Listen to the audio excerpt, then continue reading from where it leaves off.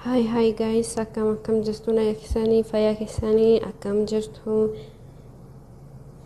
nageenyi badhaadha jireenyi gaariidha alhamdulillah nuti nagaadha na dibata fuulaa sinii qabadhee dhufeen jira nuti fayyadamaa waan bareedaadha dibata fuulaa kana baay'ee gaariidha baay'ee waan bareedaadha warroonni aduu keessa deemtan amma hojiidhaafis ta'e innaa gadi babbaatan waan kana fayyadamaa baay'ee gaariidha fuula keessan goggogee ni laaffisa yoo akkasii in jajjabaata ta'es ni laaffisa walitti jedha yoo ta'es bakka babbareechaa jechuudha leemonaa fi leemona gimmaasha gootaniit timaatimii daaktaniit kun immoo sukkaara saadituun ta'e sukkaara sadiimaa sana fayyadamaa baay'ee gaariidhaan sukkaarri kun baay'ee barbaachisaadha sukkaara kanaan fayyadamaa itti fayyadamaa anis waan fayyadameefidha isinis itti fayyadamaa isiniin jedha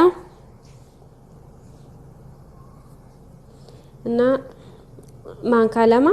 leemona itti naqxu maankaa lama soo barbaadan gimmaasha isaa muree timaatimis gimmaasha sukkaara maankaa lama gootanii waliin kunoo saayinii akkatti dhiyeeffatanii saayinii akkasitti waliin rukuttaniit kunoo kan akkas gootanii itti fayyadamtu leemona gimmaasha gootaniit timaatimii gimmaasha sukkaara diimaata kana maankaa lama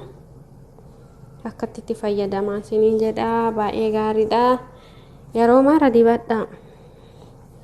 ganama soo dibattan rakkoon qabu galgala soo dibattan rakkoon qabu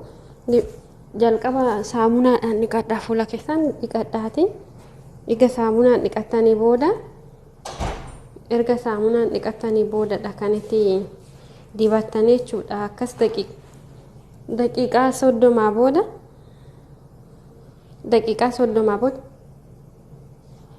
daqiiqaa 30 booda immoo